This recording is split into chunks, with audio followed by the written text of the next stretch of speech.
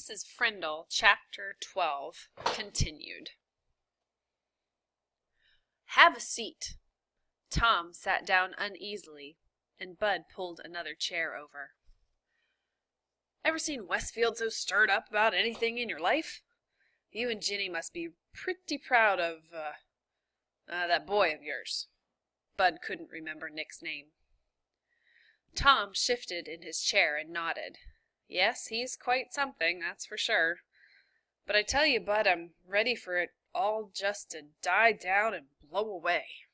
Too much fuss. Instantly, Bud saw how to get what he wanted.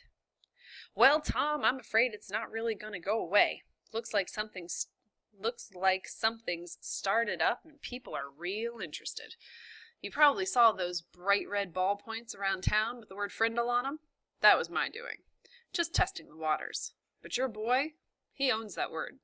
I got my lawyer to apply for a trademark a few weeks back because it's just the way I am.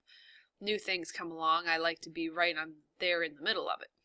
He grinned at Tom Allen, and Tom smiled weakly back. Right now I got a shirt printer in Massachusetts and another one in Chicago and another one in Los Angeles making t-shirts with the word Frindle above a picture of a pen. I mean a Frindle. Each supplier has orders so far for over 20,000 shirts. Profit on every one of those is going to be $2, maybe $3. And I'm talking with some big pen and pencil companies in Hong Kong and Japan about a deal that could be worth some really big money. They've seen this Frindle thing in the media and they want to buy the rights to the trademark and make a new line of Frindles for kids. I'm not kidding. This is a hot idea. Bud guessed right. Just the thought of all this made Tom shrink back uncomfortably in his chair. It was way too much fuss. Tom, let me be direct with you. As the boy's guardian, you need to do the right thing about all this. I'd like to see where all this is going to go. I'm going to take some risks, spend some money, see what happens, but I need your permission.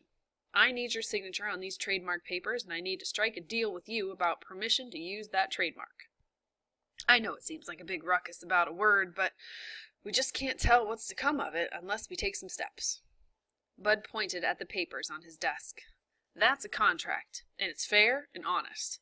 It gives your boy 30% of whatever profits I might make. That's a fair royalty, generous for this kind of deal. So what do you say? Make sense? Let me take care of all the fuss and see if some good doesn't maybe come of all of it. The papers and a pen were there on the desk next to Tom. He looked at Bud, then reached over, picked up the pen, and signed both copies of the trademark papers and 3 copies of the contract. I've got no reason to doubt you one bit, Bud, and I sure don't want to mess with any of this myself. Is that it? He asked, standing up. Not quite, Tom. Here. Then Bud Lawrence handed Nick's dad a check for $2,250. What's this for? That's what I owe Nick for the sales of the Frindles from the first 3 weeks, explained Bud with a smile. Tom looked at the check and said, This is terrific, Bud, and I'm really glad about it because it sure would help with Nick's college. But I wish you'd just keep this between us. If Nick knew, he'd probably stop mowing lawns and I'd never get him to save another penny. So just between us, okay?